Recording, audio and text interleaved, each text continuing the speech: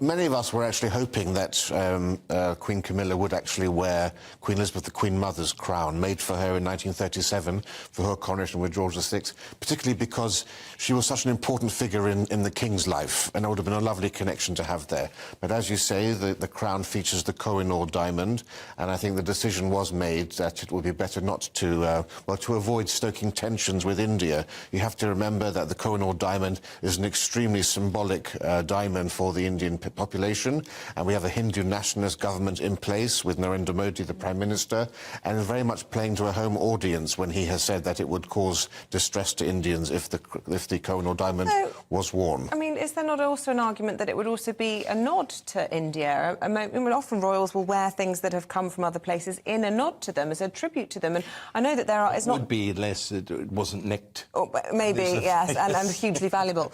And I know it's not just India that also stake a claim on it. I think Pakistan, yes, Afghanistan, Iran... It's important to say that, actually. No country has an ironclad claim to the Koh-i-Noor diamond, and actually it's had a very peripatetic existence. It's gone from the Mughal Empire in India, taken over by the Persian Empire in Iran, then it went to the Durrani Empire of Afghanistan, then to the Sikh Empire, and finally to the British Empire. And the way that many of those empires got it was far less honest, I would say, than the British way, because the British at least had a peace negotiation and the Treaty of Lahore of 1849 with Dalip Singh, with the Sikh Emperor, rather, I should say, of the time.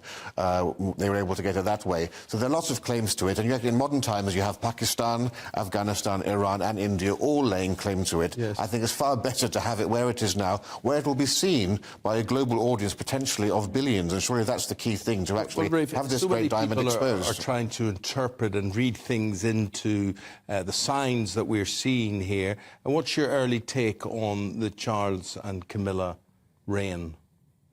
Well, I mean, this is all, as I said before, this is the key period between the accession and the coronation, when all focus is supposed to be on the new king and queen as they place their stamp on the monarchy and really make it their own and lay out what they see as their blueprint for the future. And that's all been overshadowed, unfortunately, by other events that have taken place.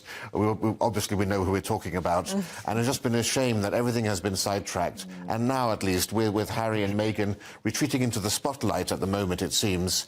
This is the time to actually get the whole royal family to try to create that positive atmosphere we need to have to build up anticipation for the coronation. We've been denied that all of this time. This is the first time in 70 years we're going to have the most important ceremonial and constitutional event in our history. It's one of those key moments in time when you'll say, I know where I was during the Constitution.